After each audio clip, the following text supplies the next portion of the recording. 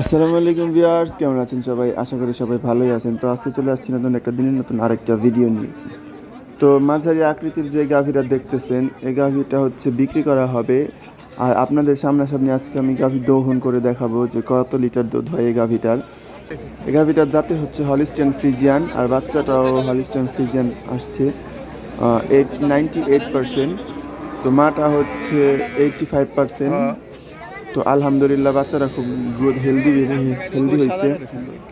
তো এই গাভিটার ভোটটানে আপনার 18 লিটার দুধ টার্গেট দিছে। তো এখন দেখবো আমরা কত লিটার হয়। আর এই গাভিটা হচ্ছে পয়লা বাচ্চা দিছে। তো এই বাচ্চাটা হয়েছে আজকে 12-13 দিন হয়েছে হয়। তো এই গাভিটাকে বিক্রি করবেও নয়। তো গাভিটা আমরা আজকে দেখবো জাতমান এবং দুধের রেকর্ড নিয়ে আরও কিছু আলোচনা করব।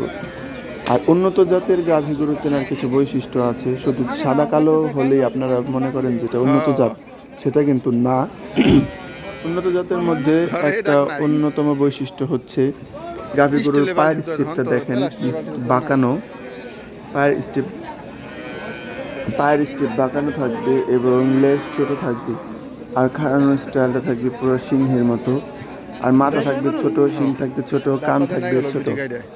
আর মাজার যে স্টেপ ওটা চড়া থাকবে এবং দুই মাজার যে হাড় ওটা ভিসে থাকবে।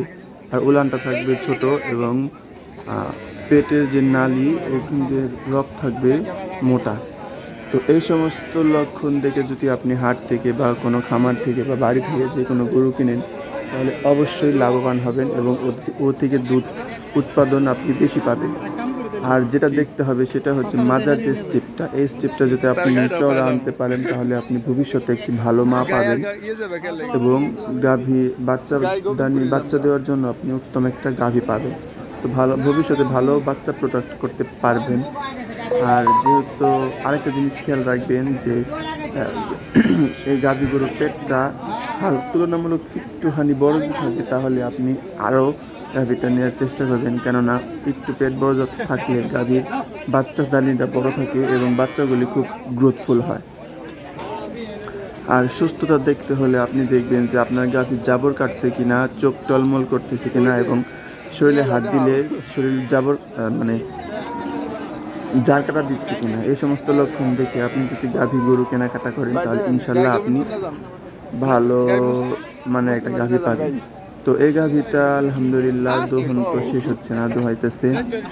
তো দেখি কত লিটার দুধ হচ্ছে গাভীটা থেকে।